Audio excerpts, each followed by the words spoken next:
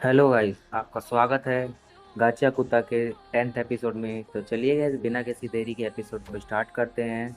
अब तक हमने देखा कि इंजन और बाकी लोग सिटी ऑफ ग्राफिक में जाते हैं यहाँ के स्पेल कास्टर गॉफ से अपने लिए तालिस्मान बनवाने के लिए। पर इन्हें यहाँ पे पता चलता है कि गॉफ की तो पॉल्यूशन से मौत हो गई है और अब उसकी जगह रैमलिन स्पेल कास्टर बन गई है। उसे गॉब का इंस्ट्रूमेंट यानी पेंट ब्रश दिया जाता है, जिससे गॉब की पावर अब रैमलिन में आ गई है। रैमलिन अब रूडो के चेहरे पर क्लाउन वाला मेकअप कर देती है और उस पर हंसने लग जाती है। इंजन कहता है ये तो बिल्कुल गॉब की जैसी ही है। वो मेयर से पूछता है कि अब तक कितने स्पेल कास्टर बन चुके हैं, तो मेयर बताता है कि रैमलिन को मिलाकर अब तक 6 स्पेल कास्टर रह चुके हैं। रैमलिन बोलते कि मैंने एक चीज़ नोटिस की है, अगर वो बिना किसी मर्जी के किसी के खिलाफ या उस पर पेंट करती है तो उसकी पावर उस पर काम नहीं करती है। यानी उसे सामने वाले से परमिशन लेनी पड़ेगी, तब जाकर वो उस पर कोई स्पेल कास्ट कर सकती है। इंजन बोलता है कि गॉब के साथ भी ऐसा ही होता था। क्या सभी स्पेल कास्टर को सेम पावर ही मिलती है? मेयर बताता है कि पावर तो सबकी सेम होती है, बस यूज़ करने का तरीका थोड़ा अलग होता है। इसके बाद रैमलिन कहती है कि हम सब में एक चीज़ सेम है, हमें पेंट करना और आज़ादी बहुत पसंद है। रैमलिन अब रूडो की पीठ पर स्पेल लिखने लगती है और एक बड़े हमले से ज़्यादा डैमेज नहीं होगा ये भी बताती है। वो अपने इंस्ट्रूमेंट को बदलकर एक टैटू मशीन बना लेती है, जो इंजन देखकर हैरान हो जाता है कि ये अपने इंस्ट्रूमेंट को बदल भी सकते हैं। और रैमलिन को टैटू करने से मना करते हैं क्योंकि उससे बहुत ज़्यादा दर्द हो सकता है। रैमलिन अब उस टैटू मशीन को मार्कर में बदल देती है और रूडो की पीठ पर स्पेल ड्रॉ कर देती है। बाकी लोग भी अपने ऊपर स्पेल ड्रॉ करवा लेते हैं और यहाँ से जाने की तैयारी करने लग जाते हैं। ये लोग जैसे ही बाहर जाने लग जाते हैं तो इन्हें वही दो लोग मिलते हैं, शहर के अंदर नहीं घुस पा रहे थे वो लोग। वो मेयर पर चिल्लाने लगते हैं कि उसने वो इंस्ट्रूमेंट एक बच्चे को पकड़ा दिया है, वो इसके लायक ही नहीं है। ये दोनों असल में आर्टिस्ट हैं और इन्हें भी यही इंस्ट्रूमेंट चाहिए था, लेकिन मेयर उन पर गुस्सा करता है, उन पर चिल्लाने लग जाता है और वो यहाँ से भाग जाते हैं। ये लोग रैमलिन को गुड बाय बोलकर यहाँ से जाने लगते हैं और रैमलिन कहती कि वो भी किसी दिन हेडक्वार्टर में पेंट करने ज़रूर आएगी। रूडो अब पूछता है कि हम लोग वापस हेडक्वार्टर जा रहे हैं, तो इंजन कहता है कि हाँ, तुम्हारा फुल फेस मास्क लेने के लिए, लेकिन हमें उससे पहले तुम्हारी पसंद का काम करना होगा। वो रूडो को एक कचरे वाली जगह ले जाते हैं और बहुत सारा सामान पड़ा होता है।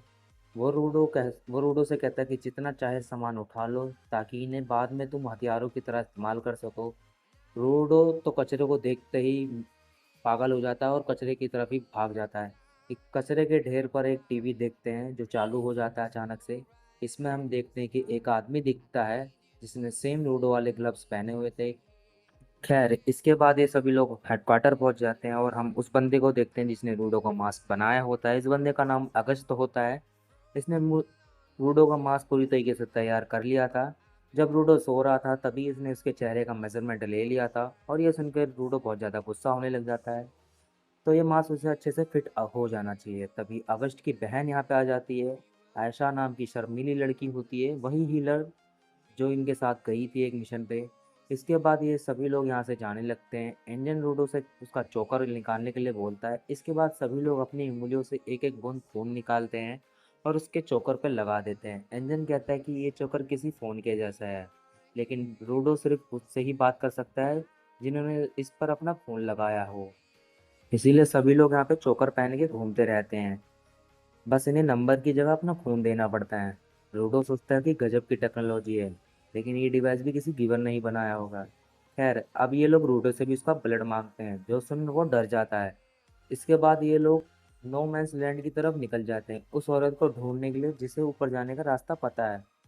और रूडो ने यहाँ पे कुछ ज़्यादा ही कचरा रख लिया होता है। इसके बाद ये सभी लोग नो मैंस लैंड पहुँच जाते हैं, जो कि किसी बंजर रेगिस्तान जैसा लग रहा था। इस जगह का नाम पेंटा होता है और यहाँ पे सभी लोग पैदल ही आगे जाएंगे। और इस रेगिस्तान में जो सैंड है वो कचरा ही है, जो कि अब धूल बन चुका है। इन्हें अपने सामने एक ट्रैश बीच भी नज़र आता है।